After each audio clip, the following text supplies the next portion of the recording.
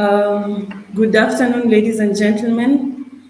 Thank you very much for making it for this session of the launch of one of our cross-border projects, Caught in Crisis.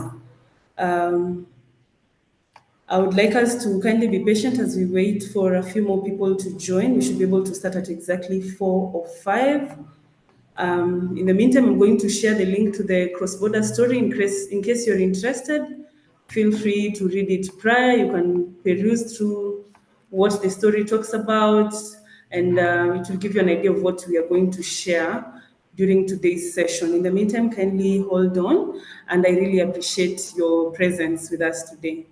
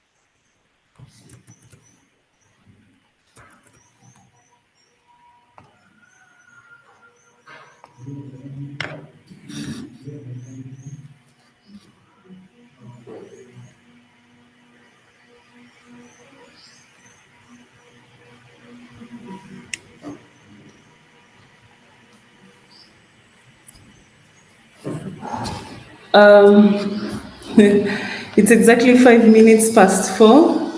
Good afternoon, ladies and gentlemen. Thank you so much for joining us for Good this session afternoon. of the launch of Caught in Crisis. I am very happy to have you all joining us. There are a couple of people still joining us, one after the other, but in the interest of time, we shall start right now. So today, we are very privileged to be launching Caught in Crisis.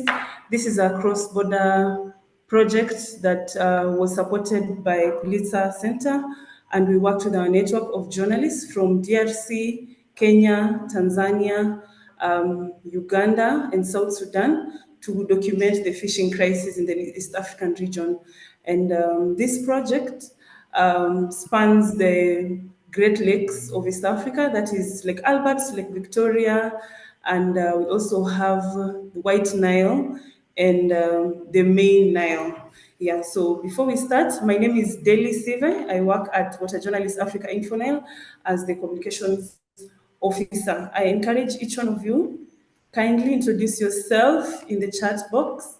Please state your name, your country, your organization. That could be a media house or your science institution. and your profession as well.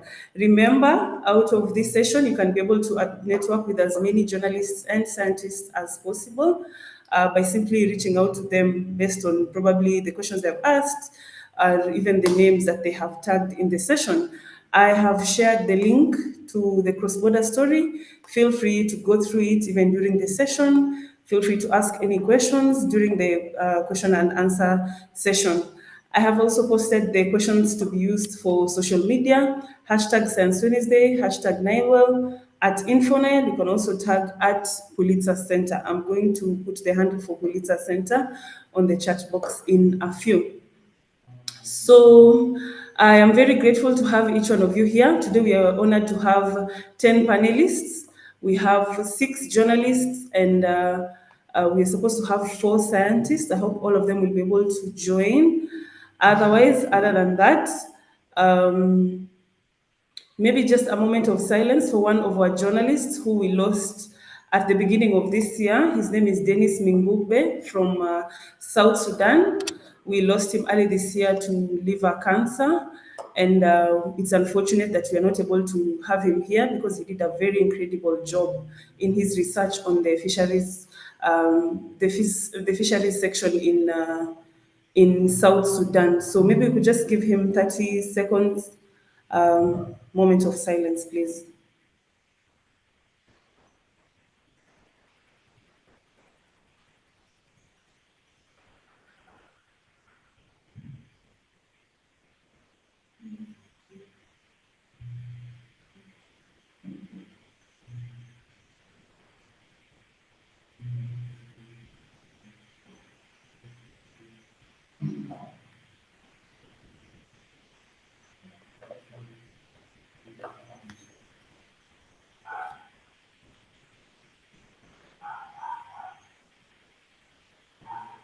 Okay.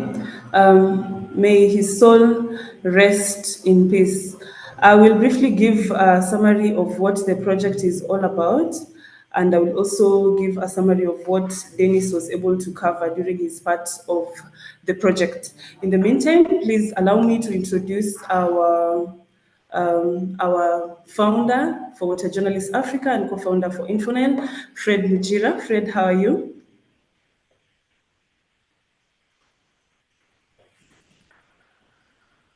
I'm fine, Derry. How are you doing? Fine, thank you. Nice to Yeah. have you with us today. It's been a long while. Yeah, thank you so much. Yeah, you're welcome, Fred. We could maybe just let us know more about what you do, we do at Water Journalists Africa and Infonel, and any other projects we should be looking forward. Yeah, thank you so much. I want to welcome all that have joined us. Water Journalists Africa is a network of journalists in Africa, spread across 51 countries in Africa, who report about water, climate change, and wildlife. We have different projects that we're implementing in Africa. One of them is InfoNile that spreads across, River Nile. We are into the Nile Basin. For some of you who may not know, there are 11 countries in the Nile Basin. So we are into 11 countries, and we train journalists. We give them journalism grants. We make sure that they report using data, generated by Earth Sciences. So that means that we train them in geojournalism. And we've been doing different stories, transboundary, collaborative stories. One of them is the one that Derry has just told you about. There are several other projects that we've been doing, winning awards like, Sucked Dry that focused on land grabbing in the Nile Basin, and several others, that we have done in the region. I want to thank you so much for attending, but in particular, I want to thank the journalists that, worked on this project. We do cross-border, projects because we believe that we are doing on just one resource that, cuts, across different countries, just one resource that goes to different countries. So we bring journalists together. And for this project, we brought journalists from Uganda, from Kenya, from, DR Congo, and also, Tanzania. I'm so glad that these journalists were able to, put together their efforts and come up with a big project that, like we will see today. And I want to thank so much Pulitzer that, supported us on this project. They're the ones that funded us, so we're able to sub-grant and give funds to the journalists. and Madi from Cameroon, who is the regional editor for Pulitzer, is on this call. And I want to thank you so much, Madi, and please take our, thanks to the entire, team at Pulitzer, and tell them that we are part of them and will always be for the good of the stuff that we get from them. Thank you so much. Okay, thank you so much, Fred. Madeleine, we are so privileged to have you and the entire Pulitzer team join us for this launch today. We invite you to please give us a keynote speech. Thank you. Thank you so much, Delicate. So it's a pleasure for me to be here today and to speak with all of you. And thank you for InfoNile for the invitation. So I'm speaking on behalf of the Pulitzer Center team. So it's a really pleasure to be here for the launching of this cross-border investigation that the Pulitzer Center supported. We supported this project in 2023 when InfoNile team applied for one of our grants, the grant about underreported stories in Africa. So the team applied with a very prominent and ambitious project to do a cross-border investigation in the whole region, the Nile Basin and the Great Lake region. It was an ambitious project because they wanted to cover 10 countries. And what really stood in the proposal was the fact that they didn't want to travel, like one journalist wanted to travel in all the country to do the reporting, but they were building from the network of journalists they have in the region, 10 countries that they will present soon. And in those 10 countries, they have a network of journalists. They are working with those journalists, so they have to submit the proposal and naming all the journalists they will to work with. And what was also interesting was the approach, the investigative approach, the methodology that they wanted to apply using data on fisheries, using satellite images, using drones to illustrate how the fishery sector in the whole region was in crisis with illegal fishing, with other crises affecting the fishery sector, and how population, depending on the fishery activities, were suffering because of the lack of fish in the Nile River. So for me, it's a real pleasure to see the story, the result, all the stories that have been published, all the journalists that have been involved in the project, and see that today we are launching this project for the Pulitzer Center team. It's a great project that we supported, and we are really happy to be part of this cross-border project that we made possible through the collaboration with InfoNile team. So welcome everyone, and let's hear the finding of this strong investigation. Thank you. Okay, thank you so much, Madi. So we are going to quickly jump into the program with the guest speakers. We're going to have a panel discussion, unlike the usual times where we have a presentation from both scientists and journalists. So I'm going to introduce our guests quickly, and I would kindly request you to please turn on your camera so we can see you. Please let us know your name, your country, and your area of specialization. So I will start off with Tanzania. We have Sylvester Domasa. This was the journalist who worked in conjunction with Juvenari from Tanzania. Sylvester, please. Yes, greetings to everyone. Thank you for introducing me. My name is Sylvester, and I work with Tanzania Standard newspaper. And I currently manage the digital platforms. And of course, I've been working with InfoNile and as being part of the network of journalists for quite some time now. And it was a pleasure having or participating in this kind of project. Okay. Thank you so much, Sylvester. We have Chris Kayonga. Hello, how are you doing? My name is Chris Kayonga. I am based in Uganda. I'm a journalist who's covering public accountability and public policy, and uh, currently manage the Corporator. It's a magazine that covers the cooperative sector. I it was a wonderful experience working with him for Nile. I had been eyeing, really impressed by their work, and been looking for an opportunity to work with them, learn from some of their skills in geojournalism. And this story was perfect. Okay, thank you so much, Chris. You could maybe adjust your audio for the rest of the session. You're not so clear. Your voice is a little bit distant. Quickly, we are going to move to Andrew.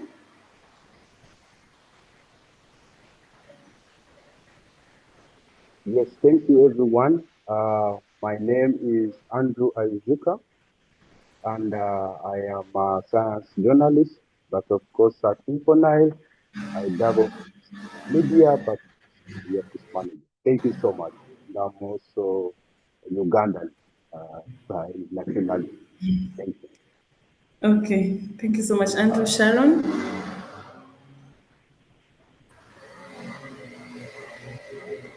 Good afternoon, everyone. My name is Sharon Atieno. I'm a journalist and an editor at Science Africa. It was a pleasure to work with Infonile on this project. We've worked with Infonile on a bunch of other projects, but this one was really exciting. Thank you so much. Okay, thank you so much, Sharon. You were the only lady standing in this project, or alongside Anika. Congratulations.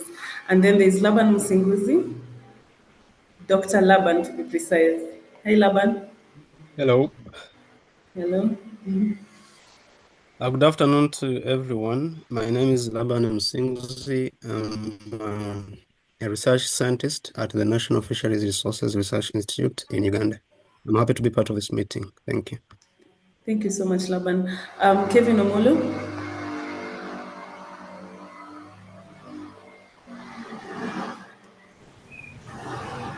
Yeah, good afternoon, everybody. My name is Kevin Omolo. I'm a journalist based in Kenya, and I work with the Lake Region Bulletin.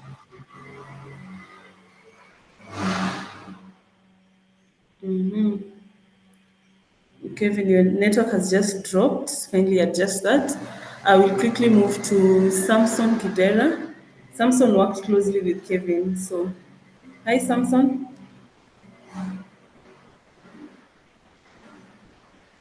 Hi, everyone. Hello. Hello, Delhi. Yes, Kevin. Sorry, Okay. sorry for the technical hitch. Yes, I'm saying I'm Kevin Omolo. I'm a journalist from Kenya, working with Lake Region Bulletin, and I'm based in Kisumu. I'm grateful to have been part of this project, and I look forward to a great engagement with colleagues. Thank you. Okay. Thank you so much, Kevin. Samson. Hello, everyone. I'm Sam Bera. I work and there. Currently, like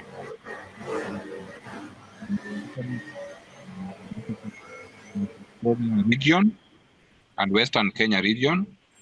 I'm a specialist in fisheries and aquaculture science.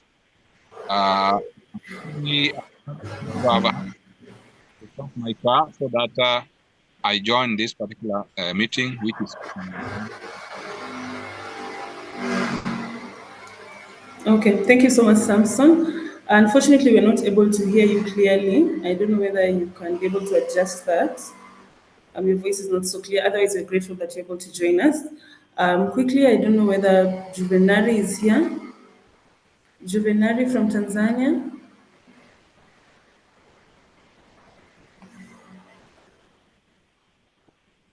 Okay. Okay.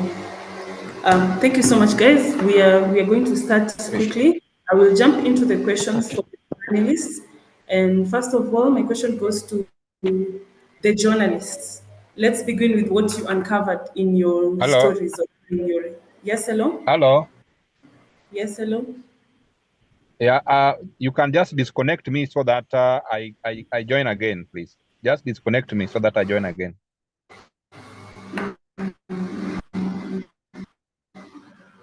Okay, just a minute.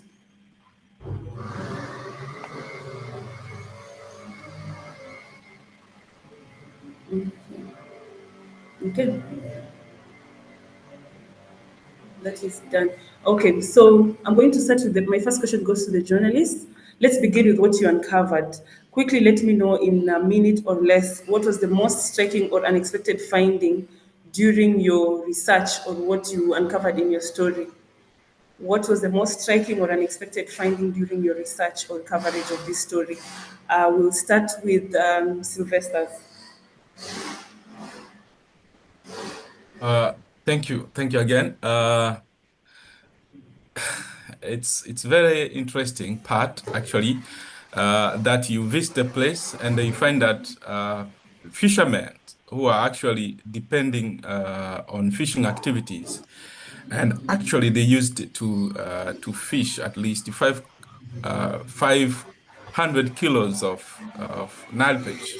They just end up getting 5 kilos, and when you turn around, you find that. Uh, 6 out of 12 factories that used to operate in full capacity, they just operate under capacity, below 30%.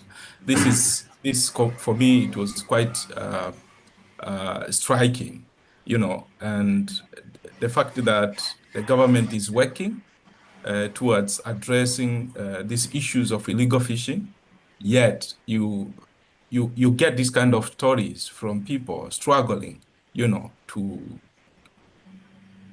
get end meet. It was, I would say, it was contradictory, uh, as in the efforts that the government is putting, the policy that we have vis-a-vis the actual situation on the ground, if I may say that. Okay. Yes. Okay. Thank you so much. So, key to note is the low catches by fishermen and Yes. underutilization of fish industries. Yes. Okay. Thank you so much for that. Kenya, Sharon, what was the most striking or unexpected finding from your research?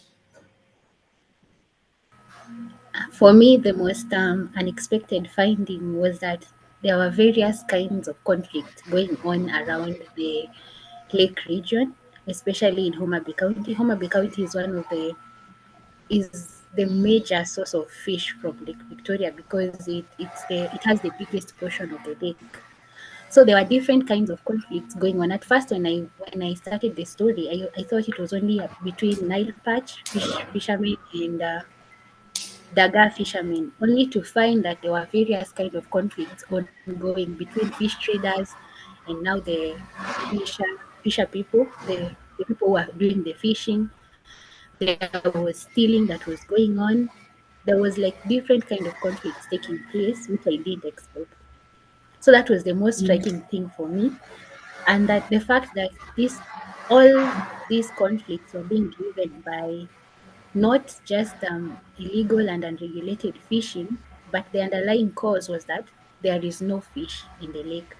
The fish is very small, yet the number of people fishing, the number of people, the population of the fish is small, yet the number of people depending on it are so many.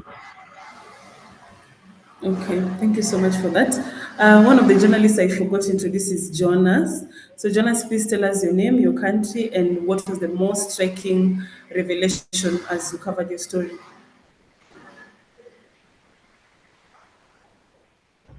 Hi, Delicate. Jonas? Hi, everyone. Hi. Hello. Okay, my name is Jonas.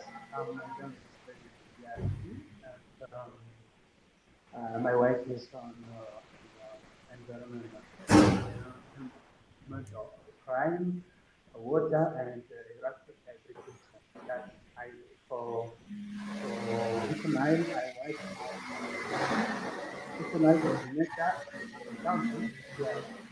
I would say I'm very happy to be here. It's a good opportunity to share what we have done. Thank you. Okay, thank you so much, Jonas. What did you say was the greatest, the biggest revelation that you got as you did the research for your story? What did you realize from your story? Yeah, there is my main finding. Um, particularly the life and what is no longer used for fishing. So serves as a way or connection to between lifestyle village. I have heard also that there are many farmers who have planted their crops. They are working as motorcycle taxi drivers. Many of them are also defining the Virunga National Park. We have also what I can call what can I call it? A paradox. Huh? The fish in the lake is very expensive than in the neighboring urban area. That's very a paradox. And actually, currently, um, the market is flooded with imported fish. I can give you an example. I have found some fish from China in the market on a livestock in what can I call it? A lifestyle village. That was a good paradox, and I think it's very, very, very sad. Thank you, David.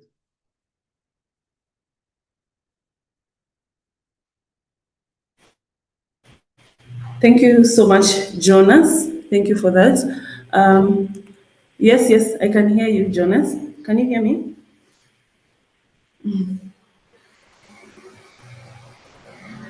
Hello? Hello, David. Can you hear me? Yes, I can hear you, Jonas. I hope you can hear me as well. Can everyone else hear me? I can hear you, Daily. Can hear you also. Okay, You can hear thank you. Jonas, probably you could adjust your location. Both your internet and your audio was not so clear. You were breaking in between. I will move on to the next journalist. We have Andrew. What was the biggest revelation you discovered as you did your story? In 1 minute, please.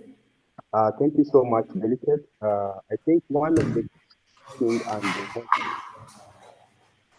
I think, astonishing thing that we found out while we are doing this story, me and Anika, is that starting with 2020, where the president of Uganda, His Excellency, the President, Mr. Yoweri Kaguta Museveni, came out and, made it clear that actually fish smoke was one of the most, productive elements that the fisheries business is going to do. And in 2021, the Parliament of Uganda went ahead and passed a law, and this law was basically to increase the levy taxes or the levy tax that is put on the that is the exporting fish meal. So that means for each kilo of the fish meal that was coming to Uganda was being given an 8% levy tax. So this meant that most of the companies were now shifting. So we had a mass exodus of fisheries leaving Uganda for Tanzania. And as I speak, we have seen tremendous decline in Uganda's fish meal exports. And this is related to the 8% levy that was introduced on the fish meal. But also something to maybe look at when we are maybe trying to look at the fish itself. So we realize that actually the fish meal, which is the gallbladder that is found in the fish, we are talking about the Nile perch, is more costly than the fish itself. So this is something that is really, confusing. The entire fish is at a low cost, but the gallbladder is, more expensive than the fish itself. And now the trend is, or what government is telling fishermen is, you only sell the fish to the company that is fully registered. And this has brought in so many cartels because it is hard first and foremost to get certification for you to be a fish mold trader, more or less even a factory. And when we were talking to the locals, they said that actually this business of the fish mold has been given outrightly to the Indians and the Chinese, and they are the ones benefiting. So you will find that the Indian company will buy the fish itself, then it will send the fish mold to the Chinese company. And so they have cut out the local community.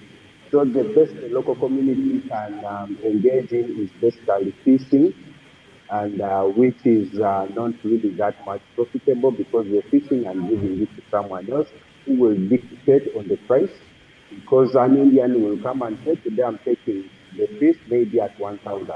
And because this is the only company that is certified to, buy the fish or transport the fish, you as a fisherman, you have no option but to sell to the company.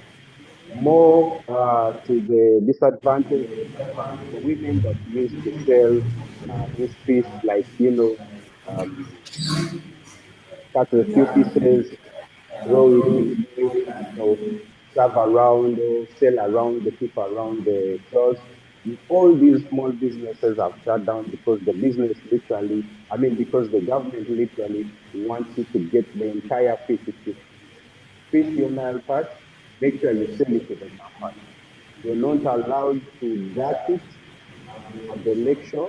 If you're found gutting the fish, that can, cost you in your life, because we had people telling us how they were being shot, how they were being beaten. But all these claims were repeated by the people. This is not what the government is doing on the side of Uganda. So in summary, I should say that China and Indian, especially companies, want basically to profit from this business, but as we speak, the Ugandans in this business are not doing that. Thank you so much. Now, Okay, thank you so much, Andrew. You used almost 3 minutes. I will move to Chris Kayonga. Kindly let us know anything, whatever you found striking in your story, in 1 minute, please. Oh, 1 minute. Okay. So the story is illegal fishing persists. This is using illegal nets and the fishing of immature fish. So one of the findings was the scientists will say Nile perch, the ideal size of Nile perch that's suitable for fishing is 50 to 85 centimeters. The argument being that at that size, the fish has already laid eggs to keep sustaining the pool of fish in that area. But when you ask the fishermen who fish the immature fish, they're like, if you uh, catch the big fish, which fish will lay the eggs? So there's that disagreement or misinformation, however you call it, between the scientists and the fishers. But also the story shows the limits of military intervention. So Uganda, there's military on the lake to reverse illegal fishing, to stop illegal fishing, but it persists for very many reasons. There's demand for those illegal, the immature fish, but there's also the influx of illegal nets, and that keeps happening. But also, it's also a story about how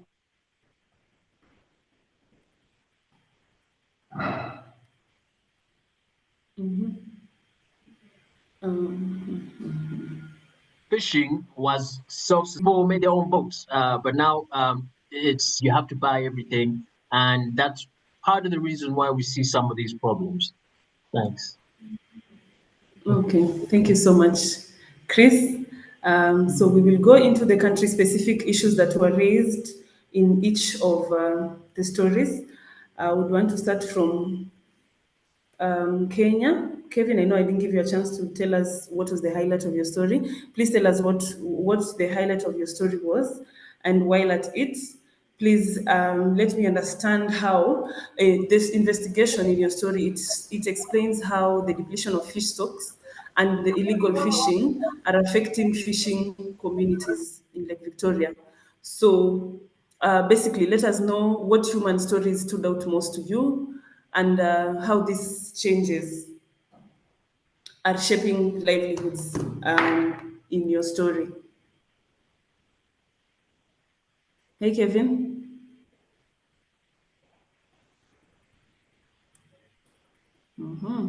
I seem to have lost Kevin.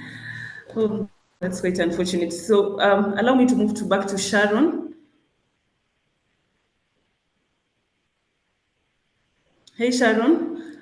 You mentioned that there is a lot of illegal, unreported, and unregulated fishing in Kenya, and this problem is persisting despite efforts to curb them.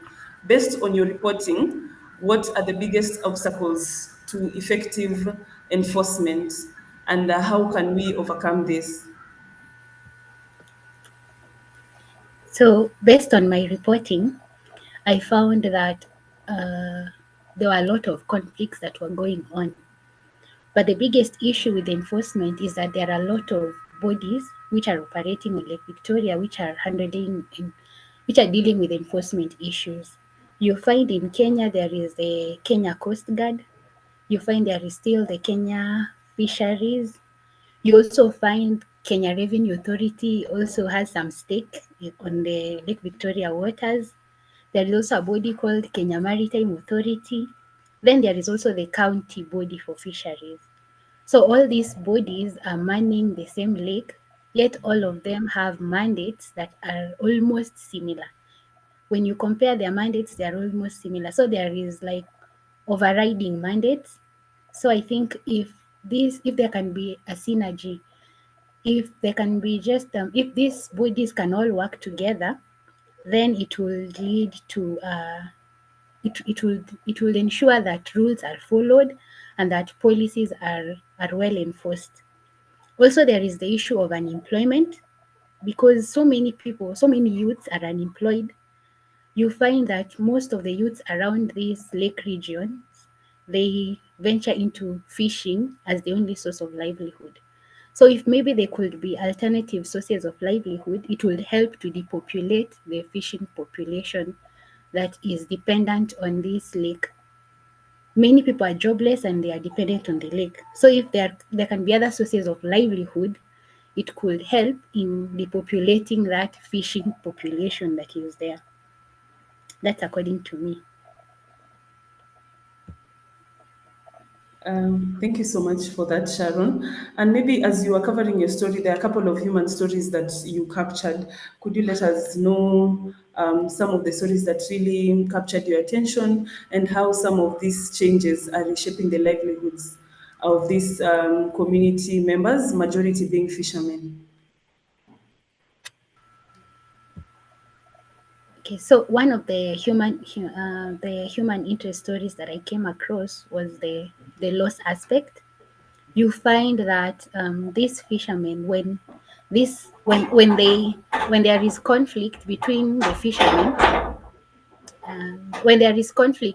fishermen, you find that they steal from one another, and as a result, nets are destroyed, the fishing gears are destroyed. So you find someone has to go back to square one. There was a fisherman who had lost everything as a result of the conflict. So he was thinking of now how to start over again. That was one point, that there is a lot of loss and yet there is no way of compensation. Also, the other human story that I found is that there are conflict resolution mechanisms. People don't have to resort to conflicts. People don't have to resort to violence. They had put in place a conflict resolution method whereby the fishermen can rotate. If it is the Nile fishermen, they can rotate. After 15 days, they fish in one place for 15 days, then they leave it for the Daga fishermen to also fish there after 15 days. So there was that conflict resolution method, which I found to be working because it helped in reducing conflicts by about 80%. Thank you. Okay, thank you so much, Sharon. Still in Kenya, I will let Kevin let us know. Kevin, please let us know what you observed during the trade. Basically, just let us know your investigation, what your investigation uncovered, and then you basically spoke about the fish moss. I know Andrew has spoken about the fish moss trade in Uganda. Please let us know about the middlemen and the exporters' profit far more than the local fishers. It's more lucrative for the middlemen and exporters far more than the local fishermen. So, how is this trade affecting the people on the ground, and what accountability gaps or power dynamics stood out to you during your reporting? Hello, Delhi. Yes, Kevin. Should my computer continue to misbehave, you'll allow me to use the phone? Okay. Yeah, so my story was all about fish moth trade, illegal fish moth trade in Lake Victoria.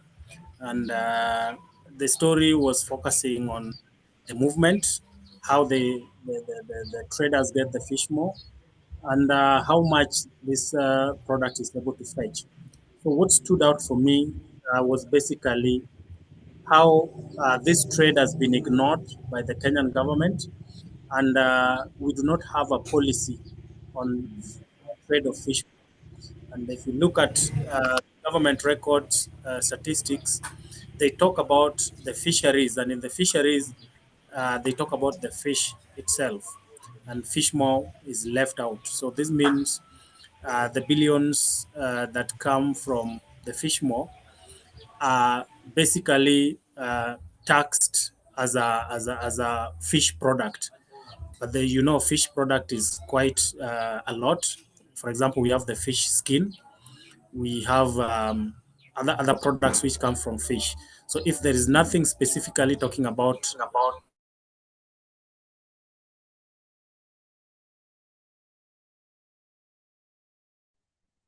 Delhi, you can allow me to speak using this other gadget?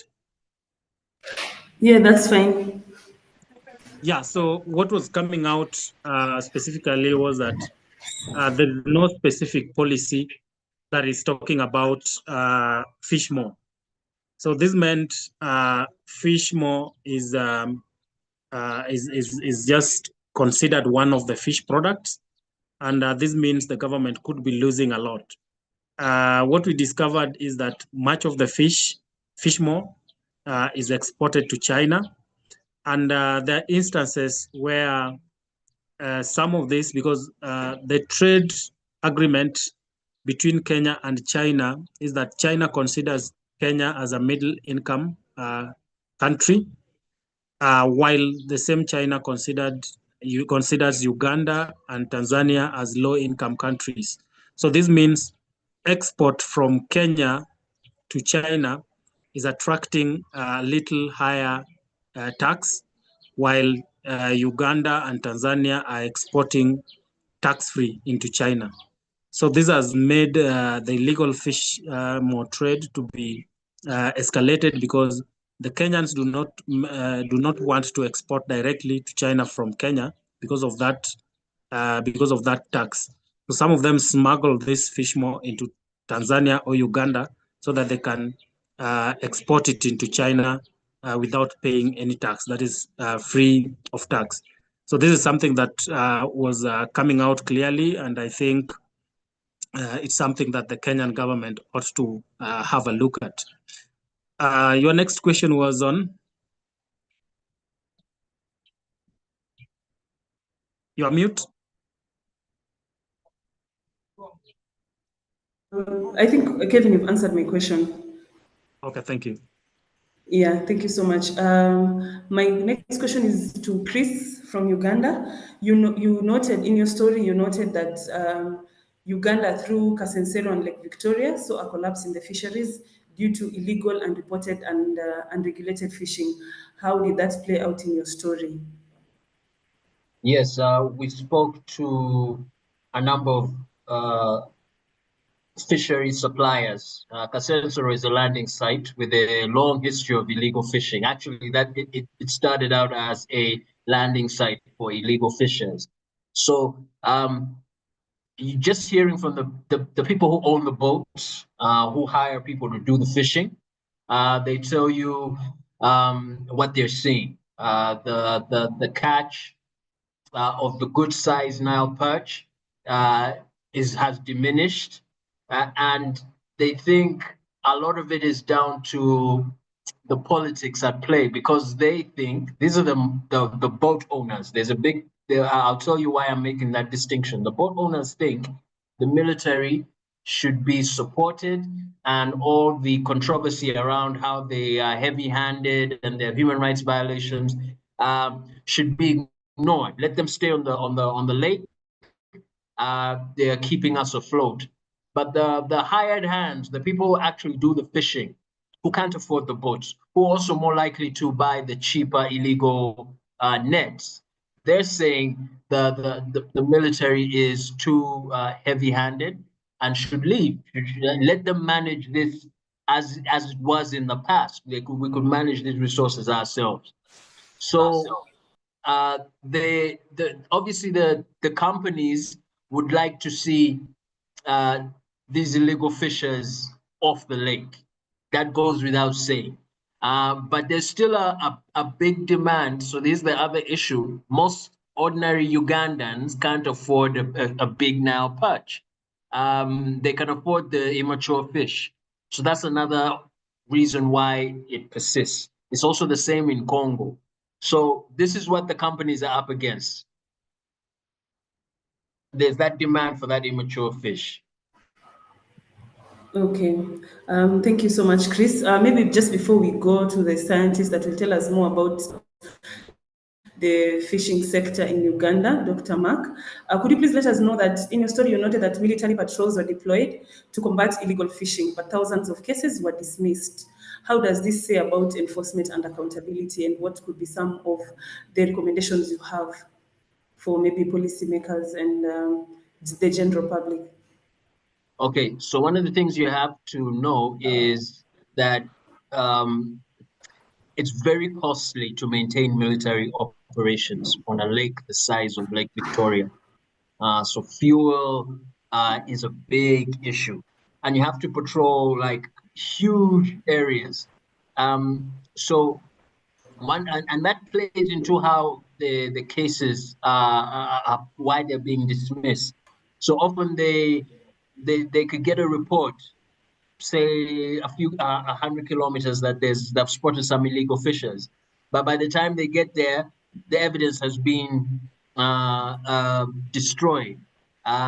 So they may need to do more satellite, and I'm sure they're aware of this. There may be more satellite GPS or technological solutions to this, but also the issue is they're not arresting the people who finance the illegal fishing. Like I said, the boat owners just hire people to do the fishing. And they're actual boat owners who hire people to fish immature fish. So those are the guys they catch, the guys who are just hired hands. And very often, there's also a huge backlog. So courts are under pressure to say, to let people go, because the courts, the cases are full, the prisons are full. So judges weigh it up and decide to let you go. So the investigative arm needs to be strengthened, how they investigate who really is financing the illegal fishing.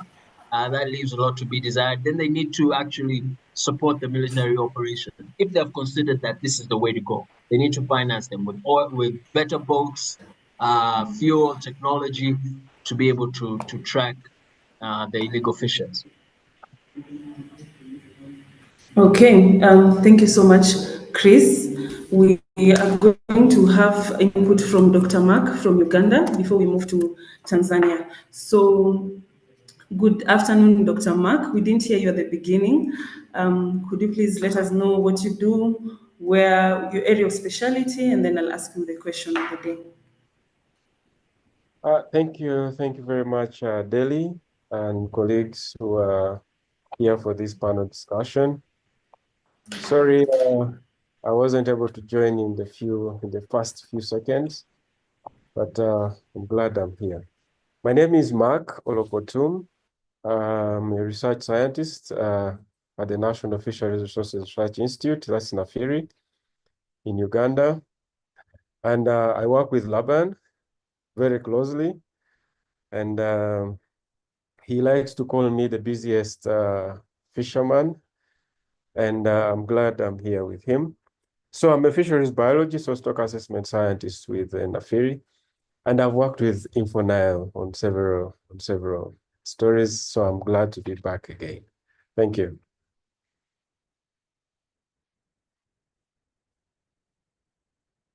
You're muted, Delhi.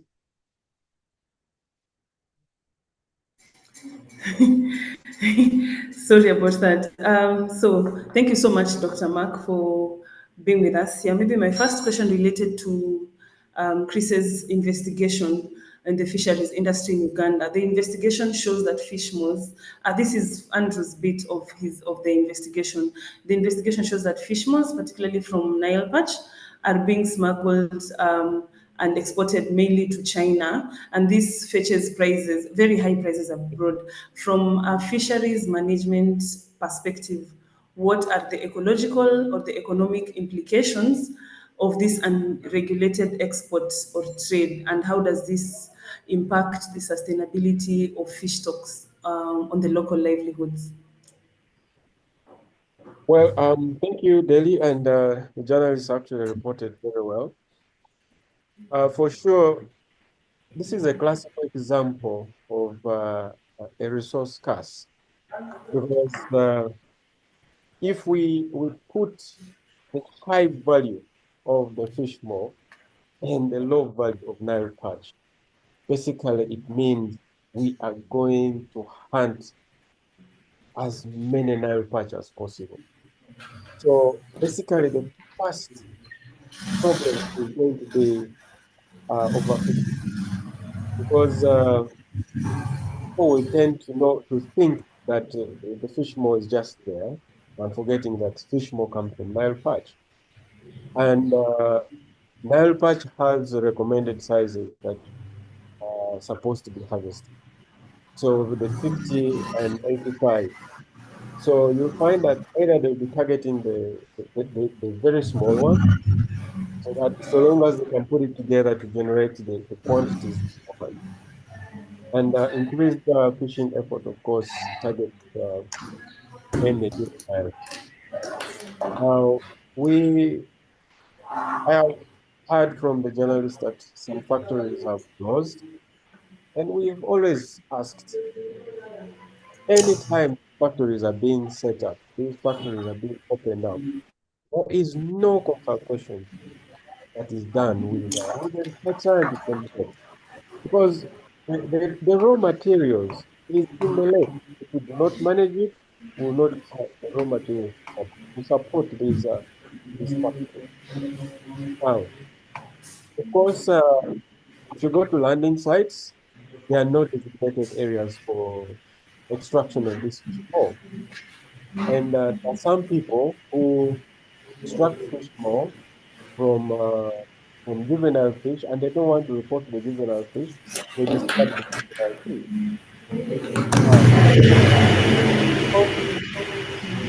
What we see that if we over-harvest this Nile perch, we will cause another imbalance in the profit dynamics. Because Nile perch came to Lake Victoria, was introduced to Lake Victoria, and it distorted the profit dynamics, the food chain. And now, if we keep to extract more of this already stable profit dynamics, for sure, we make distorted the predator-prey relationship in the lake, and we make time the prevention. Now, for the economic perspective, Mark, we haven't had the last bit of your submission. Maybe you could adjust when I ask the next question. so clear. But yeah, thank you so much for that. My other question would be, what are the long-term effects of displacement as covered by Chris Kayonga in his story? What are the long-term effects of displacement that are caused by flooding in fishing zones like Lake Choga and Lake Albert? Excuse me. Well, thank you, Delhi and colleagues. Flooding, we have seen it covering all landing sites, especially Lake Choga and Lake Albert. Therefore, one, there's displacement and loss of livelihoods. I'd shared with you a photo of a landing site, which I took at a flooding time and a time when it was not flooded. So basically, when the landing site is covered, there's loss of livelihood.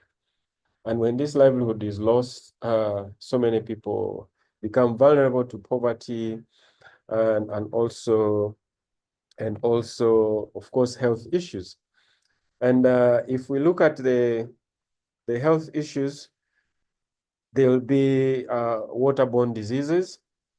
And of course, the waterborne diseases, we have cholera, dysentery, and of course, malaria. Now, we move to something of infrastructure. When infrastructure is lost, basically, there's nothing else we can do. The homes are lost, the roads are submerged, bridges destroyed. So even if we have the fishing village actually doing the fishing and the village is cut off by a flood, then there's economic loss with what? With time. So you cannot actually take this product to the market. And we have seen another sometimes I call it a good thing. So when the levels increase, there was new areas for fish to inhabit, and then as breeding or nursery areas. But in terms of sustainability, we see that the flooding is coming and going, but we don't plan. We still live in these areas. So I would say the fishers will permanently remain poor in case the floods come, and then the places are open again, and then when it goes, and so it will be like a back and forth. So in the long term, I see, of course, there will be health crisis, there will be vulnerability, environmental challenges, and of course, we cause these things. The flooding is not just because there's too much rain, but these are impacts of what? Of climate change. And solving it requires a concerted effort to have everybody on board. And the photo I shared to you, those people spent 4 months without actually fishing. So basically, there was no livelihood during that time. There was economic loss. They couldn't go to school, the mixture of food, the households are all flooded.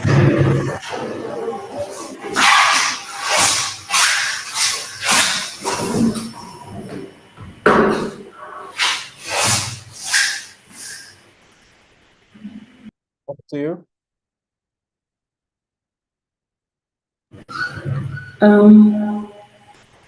Thank you so much, Mark. We will quickly move to DRC. My question goes to Jonas. Jonas, are you with us? Yeah. Okay. Your story shows that even with the joint lake patrols between Uganda and DRC, we still have illegal fishing practices. In your view, what is weakening these enforcement efforts, and what are local communities are local communities losing trust in authorities? Yeah. what can I say? Some of states authorities are complicit in this degradation of the lakes ecosystems. Yeah, there is also the presence of many groups, many armed groups that are encouraged illegal fishing and collect tax from the fishermen. And we have some fishermen who don't hesitate to fish in the fish branding zone. And there are many other factors I have already mentioned that are the main cause. Yeah.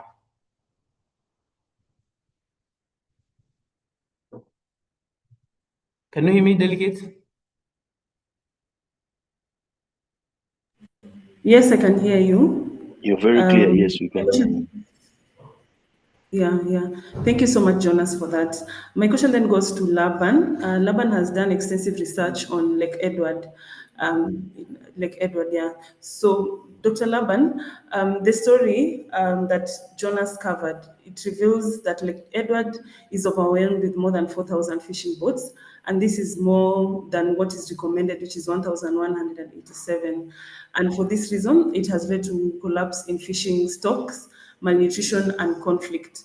From a fisheries management perspective, what urgent steps are needed to ensure that there is a balance in such exploited systems, and how can enforcement be improved in regions affected by insecurity and weak governance?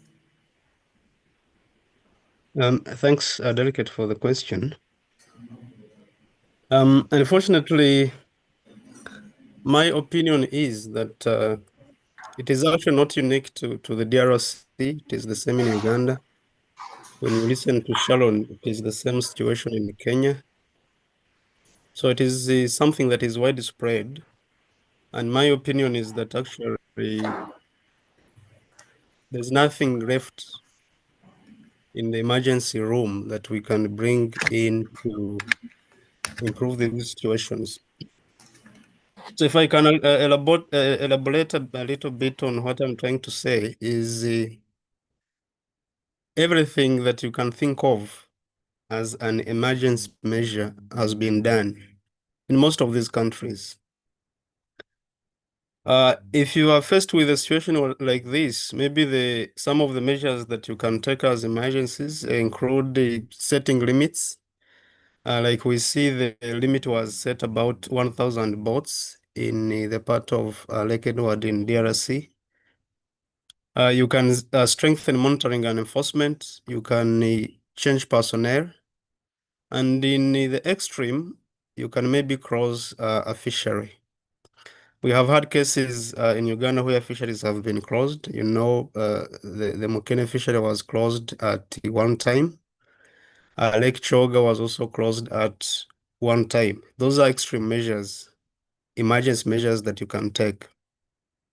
But we learned that everywhere where these have been taken, they have not worked.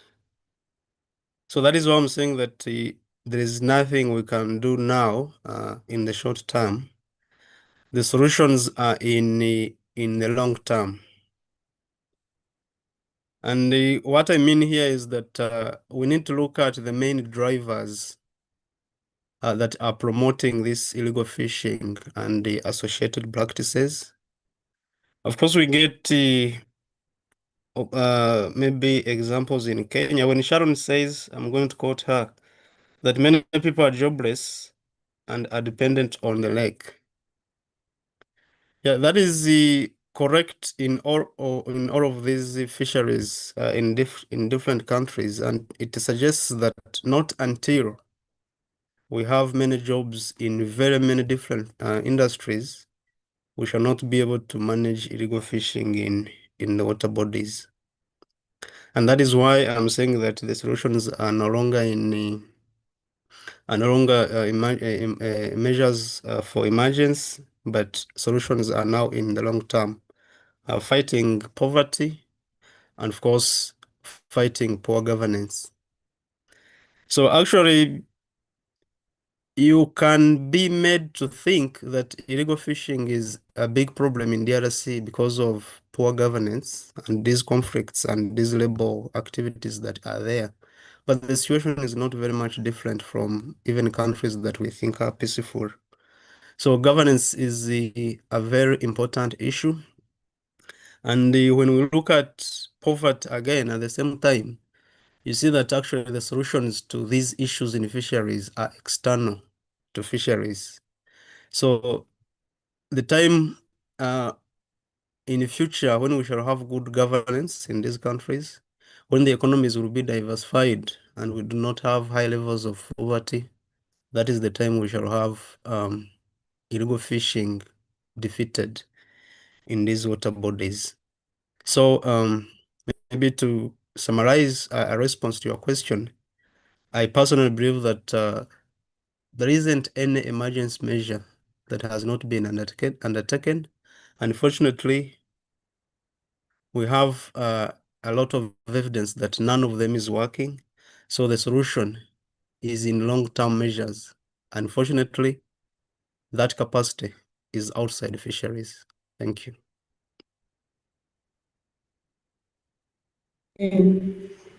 Thank you so much, Laban. So, if this is outside fisheries, what specific bodies would you be speaking to be able What? to ensure this is done? What specific agencies or bodies would you be speaking to address this problem? Yeah, thanks. Maybe that one I can answer in the perspective of Uganda, which I know very well. So maybe I should first note that we make a mistake of looking at fisheries in isolation. So what I mean is that we have to start looking at fisheries as one of the players in the economy. And so if the other sectors of the economy are not doing well, then fisheries cannot do well. So in brief, what I'm saying is that it is actually every agency, every individual who is participating in all the parts of the economy. But to be precise again, I've participated in projects in Uganda looking at how to improve conservation of biodiversity and natural resources. And one of those projects asked a very important question, that where is the heart of government decision making? That is in Uganda. So they are looking for the main agency that can influence all decisions. And let's say if we say we are fighting plastic pollution, maybe that agency can make a decision, and then it ripples in all the other agencies. And by the end of a very prolonged consultation, in our case in Uganda, the agency was State House. The office of the Prime Minister came in closely in the second. And because we are looking at the biodiversity, and we had again concluded that agriculture is the most important driver of the state of biodiversity in the country. After the office of the Prime Minister, the third was the Minister of Agriculture, Animal Industry and Fisheries. So to answer your question, I think the main agency are now drawing from that study is State House, which of course controls all the governance, controls resource allocation and all decision making.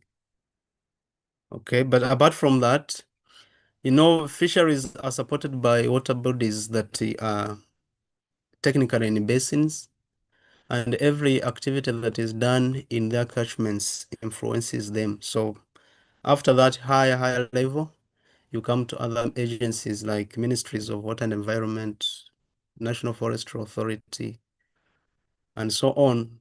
And then at the lowest level, you'll find the general public.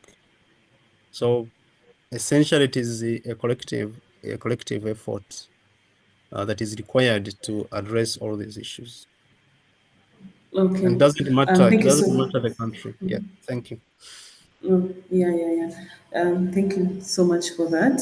So basically, government and other enforcement agencies in the management of lakes are required to ensure that these policies are put in place. Thank you for that, Leban. So before I move to Tanzania and also Dr. Sam from Kenya, maybe just to ask my last question to you, Laban. In the context of Lake Edward, we have the presence of armed groups and corruption, and which has this has undermined fisheries regulations. What are some of the community-led approaches that can help protect these fish stocks and ensure livelihoods, Yeah, sustainable livelihoods for thanks. that matter? So again, that one we cannot get easily. The reason is from the story of Jonas, you learn that actually even the community, now here represented by fishers, is also facilitating the corruption by bribing the state enforcement officers to do illegal fishing. So do not be surprised if you go to such a communities looking for interventions to help, and they instead find actual rejection from them. So I think maybe the first intervention I can think of is like awareness raising, but maybe teaching them that in this situation they are getting little out of their own fisheries, and maybe teach them, educate them that if they can fight corruption, maybe protect the breeding areas, use legitimate fishing gears, that can hurt in the short term, but in the long term, they can start getting the dividends when the stocks are rebuilt. So I think the greatest intervention I see is the awareness raising. Of course, you journalists are doing it. What I'm not sure of is how these stories, is whether these stories get back to these fishing communities. But awareness raising and advocacy, I think, is one way that can help at that level within these communities. Okay, thank you so Thanks. much, Laban. We strive to get back to communities by using one of our main projects, which is called Taking Back the Stories to Communities. So one of the ways we do this is through community exhibitions and screening, and we once did this with the fisher folk at Rusinga Island in Kenya, and we also did one at Ripon landing site in Uganda. So yeah, we also hope to do the same in upcoming projects. Hopefully, if Pulitzer Center find this as a viable option, we would be happy to take back the stories to the communities and have these conversations with all the policymakers present. Thank you for that recommendation, Laban. My question then goes to Samson from Kenya. Samson, are you with us? Your audio was Yes, not clear initially. Hi, Samson. I am with you. I hope I'm clear now. Yes. Are you able to turn on your camera? If allow me, delicate, I'll do that Okay. from here now. Well, thank you. That's much better. Thank you. So my question is, from a scientific perspective, how is illegal, unreported, and unregulated fishing in Lake Victoria affecting the ecosystem's health and sustainability of fish stocks in Kenya? And having noted this, is this specific to Kenya only, or it applies to all the three countries, Kenya, Uganda, and Tanzania? Okay, thank you very much. As you're aware that IUU is something which is very, very, very bad. It is dangerous because it affects biodiversity. One thing is that when we have high levels of IUU, then it means that we don't even understand our stocks, because a lot of it is being harvested and we don't know the quantity which is harvested. We don't know the species that are harvested. and we don't know what is left. And as a country, we are affected because we cannot make prudent decisions, because the figures that we get in terms of reports from the harvested or from what is produced from this particular fishery is not the true picture of what that particular fisheries can provide. So in general, it affects the GDP of each and every state. For example, in Lake Victoria, Uganda, Tanzania, and Kenya basically will therefore be affected. In terms of sustainability, I just want to give you something, an example. Characteristics of IUU fishing. One, this particular culprits measure in juveniles.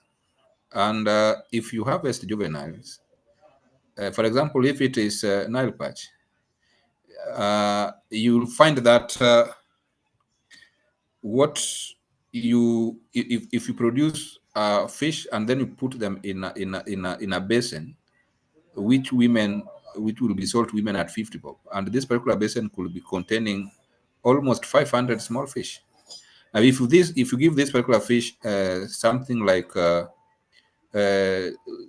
5 months to 7 months, this particular fish will be able to weigh 3.5 kilograms and above. Look at that. And if one fish will, 1 kg will fetch maybe 500 to 600, for example, Kenya shilling, that is around $3 or $4. Compare with the 50 shillings, which is even less than a dollar, $0.5, a trough containing 500 juveniles. Look at that. So you find that it affects the communities in general. They will not be getting the right incomes at the right time. So it is as if we are wasting the fishery resource. Secondly, definitely IUU leads to loss of biodiversity. And when we lose biodiversity in a fishery ecosystem, then it means that we are trying to make this particular fisheries to be unproductive and unsustainable in general. Because we cannot account for the people who are the efforts that is being put in this particular fishery in general. Yeah, so it affects the stocks. When most of the IUU, they use bad fishing practices that affects recruitment.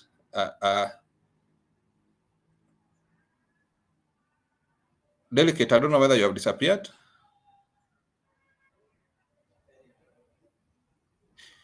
Delicate?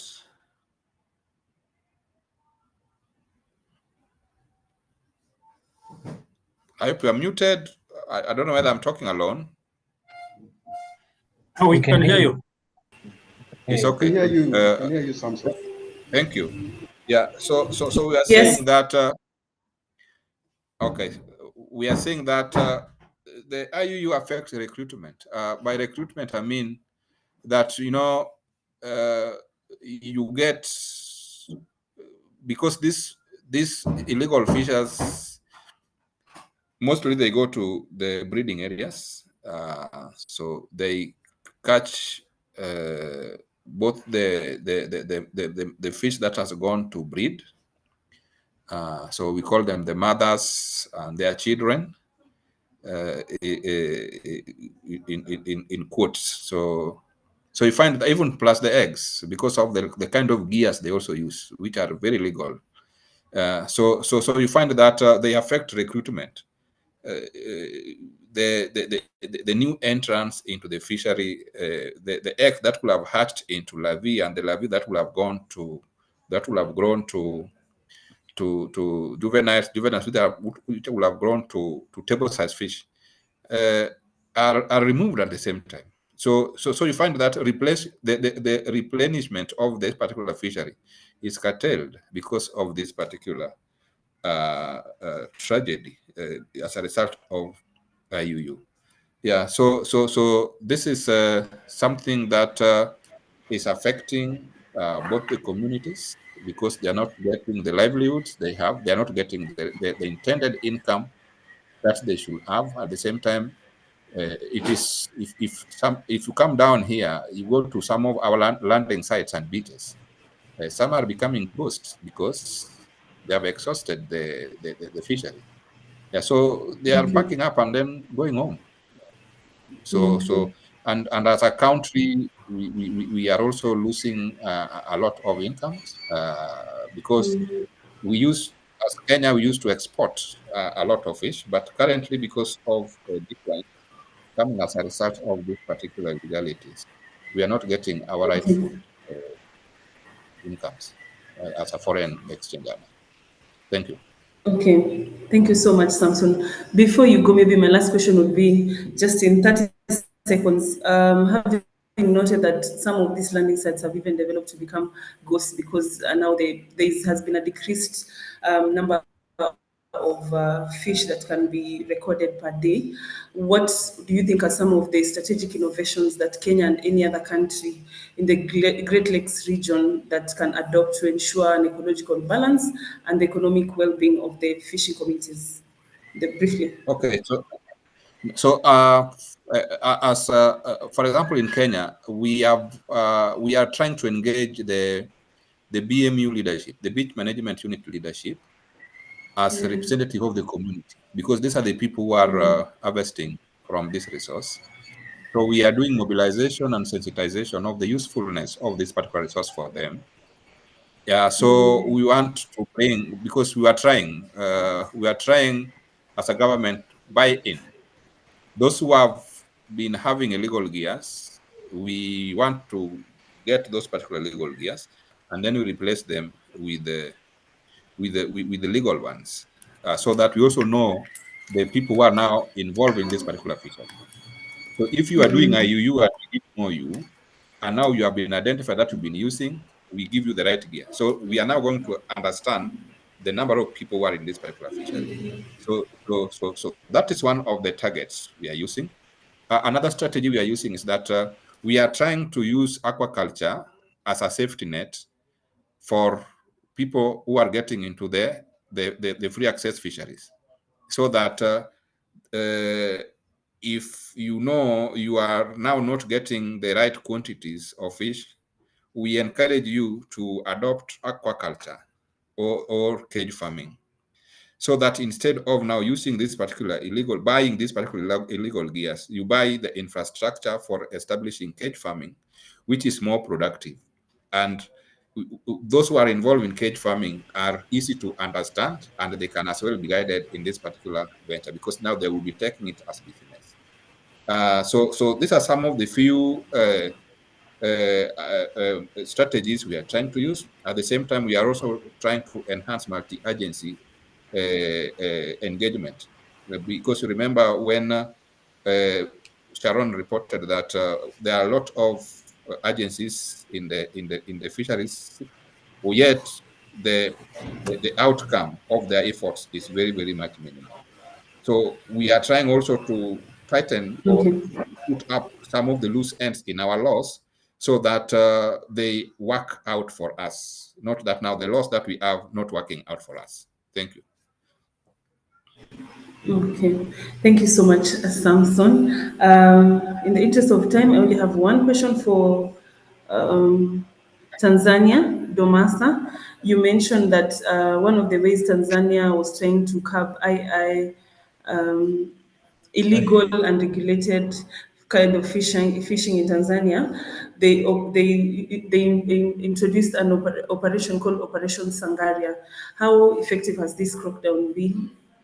And Yes, how has it helped the existing fishing communities? yes.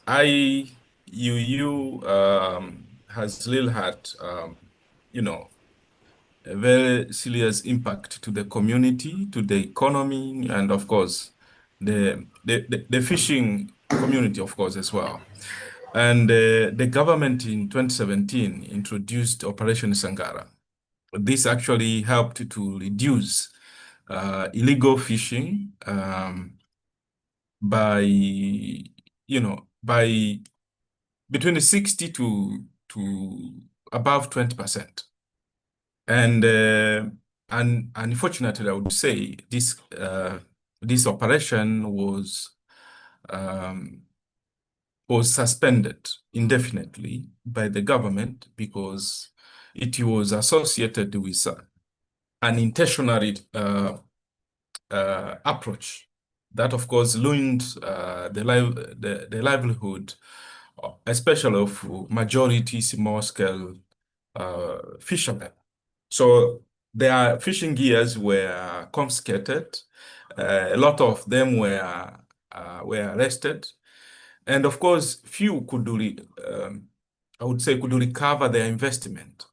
So a lot of, if you ask a lot of people in the community, were happy with the operation because, of course, it increased the volume of, the volume of fish, in the lake. Unfortunately, there are those who got affected, and they were, of course, not happy with the operation, and therefore, some, of course, had to call it off and look for another jobs like agriculture.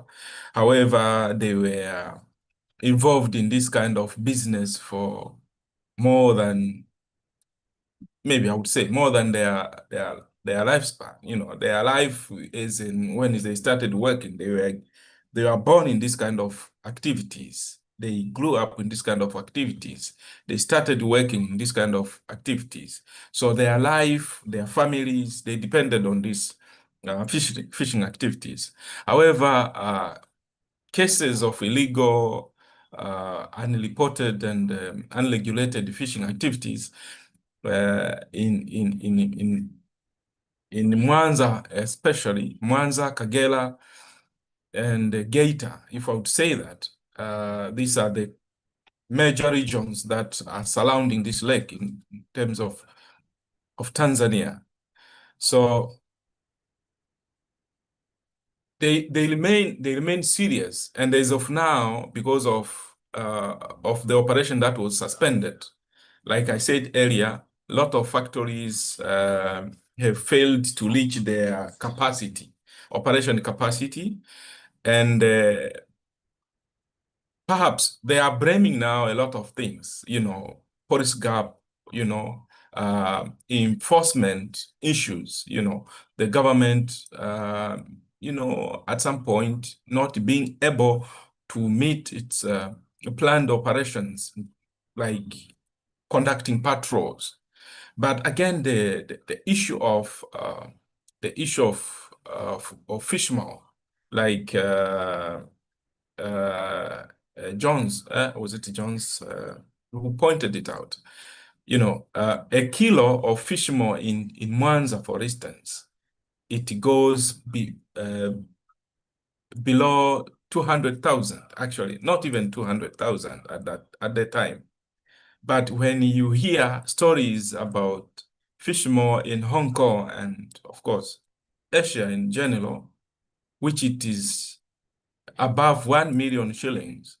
So you find that people are attempted to hunt for Nile perch at all cost, and this pushed them to even fish the premature Nile perch, and as a result, it's the crisis. Okay. Yes. Thank you, Sylvester. We have come to the end of the panel discussions. I'm just going to open the floor to the general public. Anyone who has a question, please use the raise hand emoji. I'm also going to read some of the questions that have been typed in the chat box. So to start us off, I'm going to start with Sharon. I kindly request you for 10 more minutes or 15 more minutes of your time so we can come to the end of the program. To Sharon, there's a scientist, Dr. Mark is asking, what were the suggested alternative livelihoods option reported by those fisher folk? If you can be able to answer this in 30 seconds, Sharon. Hi, Daily and the rest of the team. So about that question, I typed it in the chat, but let me just respond for others who didn't see the Oh, answer. I said okay, among the okay. alternative livelihood suggestions were setting up of factories for the fish byproducts, such as scales, setting up of a leather company, which can make leather out of scales so that those skills can be used to make other products such as shoes, handbags, something of that sort. Also, they were saying if they can have, the youths can be trained on other things so that they can be less reliant on fish as a sector, so that they can just venture into other sectors. If they can be equipped with skills and venture into other sectors outside fishing. Okay, thank you so much for that. So I can see the other questions have been answered in the chat box. Maybe just a question by, just a minute. There's a question by Jonas Badera for DRC. How can DRC find a solution to keep the balance of providing quality fish? I think this would be best answered by Laban. Laban, are you able to answer this in 30 seconds? How can DRC find a solution to keep the balance of providing quality fish? I don't know exactly how that should be.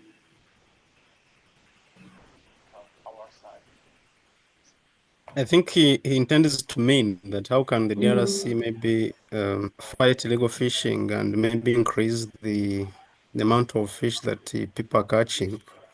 But like I said, when you look at his story, it mentions very many measures that have been undertaken.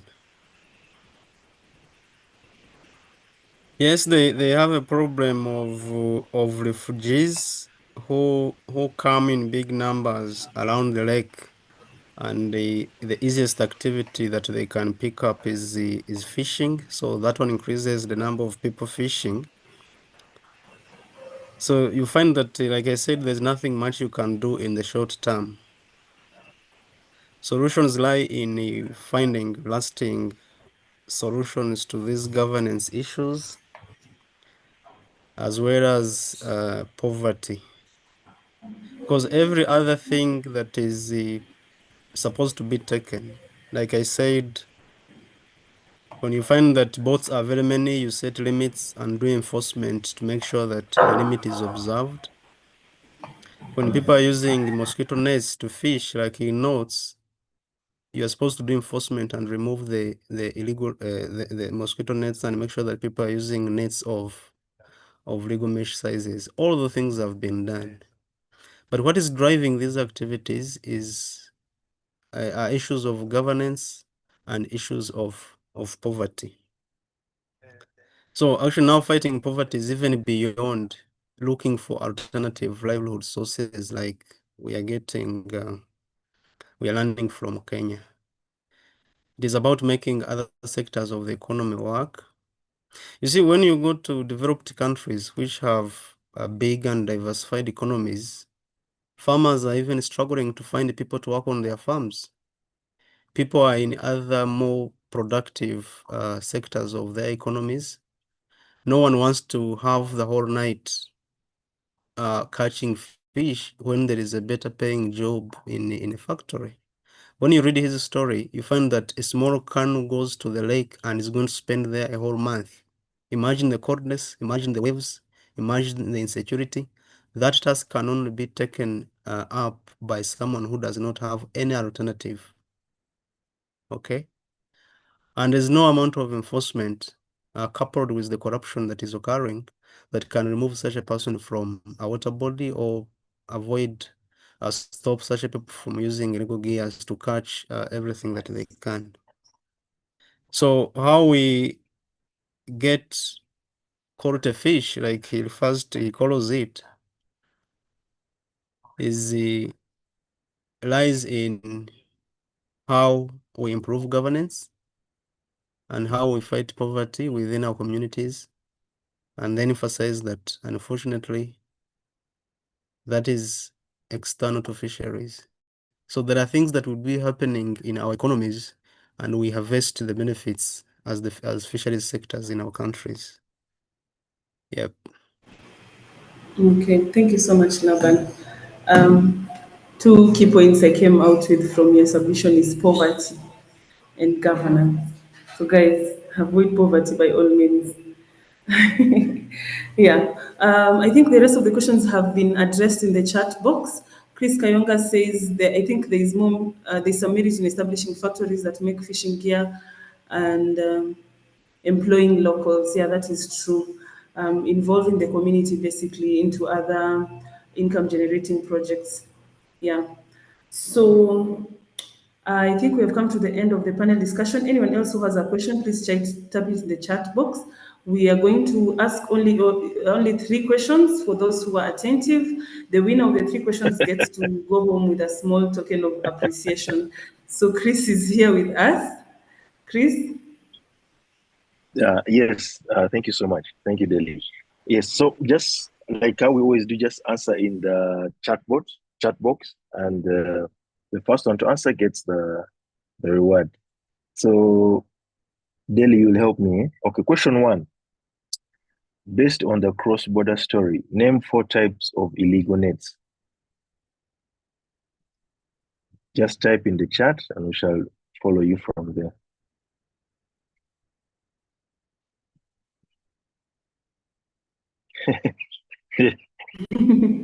They need to type all the 4. The first Yes, person to get the all the 4. 4. Yeah.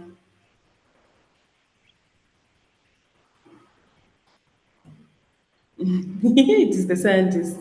We don't want answers from scientists. Wow. Okay, Chris, please give us the answers. All right, Oh, the Laura has answered. Laura has answered. And she has Chris has answered, also right? answered. Laura is the first. I don't know if she's gotten all the 4 correct. Let me see. Please look at my Yes, she has answers all before the you 4. rob Yes. me. We don't want answers from the Answers scientists. from scientists. Before you rob me, you have to look That at. is fraud. Okay. Okay. Name And question Laban, we 2. are not considering your answers today. Question 2. Okay. Which type of fish Please. is the fish more? Chris, Yes. Chris, just a minute. Has Laura gotten it correct? Yes, Laura has got it correct. Yes. Okay, next. All right. Question 2. Actually, Laura has got 3.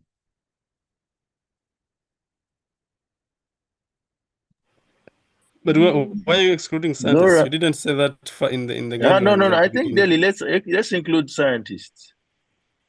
Let's include But scientists. they only Because no, yes, they include. but they didn't give all the 3 and all the 4 answers at once. They were throwing answers one by one. No, but Dedicate you please. against science. Anyway, Because I will let the rest decide. Laura got 2, Mm. and she got 2 of the 4. Okay, so Laban and Mark Yes. have gotten it right. Yes. Okay. Next question. Okay, next question. Which type of fish is the fish more extracted from?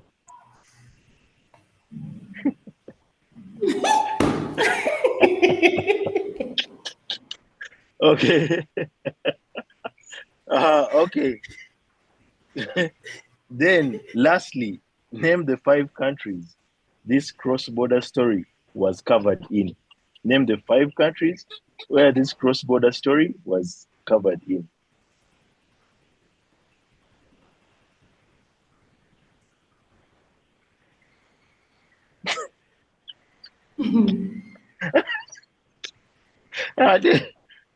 Delhi, now it's you to decide. Thank you so much for participating. I'll hand it over to Delhi. Thank you so much for your participation and your time. All right. Thank you so much. Thank you so much, guys. I can see clearly the panelists are the first to get it right. which I really don't know whether to consider that as participation because they definitely have the answers. So, in short, but Sharon has gotten this one right: Kenya, Uganda, South Sudan, Tanzania, DRC. So Laura has gotten one correct. The rest, it's Laban and Mark. Yeah. So Laban and Mark, we shall discuss internally whether to send you the token of appreciation. Otherwise, guys, I am really grateful for having you here with us. I don't know whether we still have Madeline on the call. Madeline, do you have anything you'd say to close the session, or Uncle Fred Mujira before we come to the end?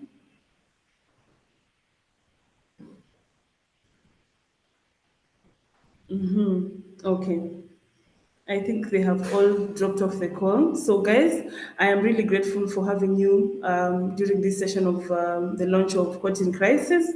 Thank you so much for joining us for this session. We really appreciate your presence, your participation, and your contributions to making this a success. Special thanks to the scientists, Dr. Laban Musinguzi, Dr. Mark Lukutum, and Samuel Kidera from Kenya, to the participating journalists, Christopher, Andrew, Annika, Sharon, Domasa, Jonas, and Chris, I mentioned you. We are really grateful and congratulations for coming to the end of the production of this cross-border story. I really appreciate your efforts and your presence. I hope to see you again in the next NileWell Science Wednesday. I would like you guys, if you're able to, please turn on your camera. If you're not able to, turn on your video. Just say a loud bye as we close the session. Thank you Everyone, so much. please, not just the panelists. Bye. Bye. Thank Bye. you.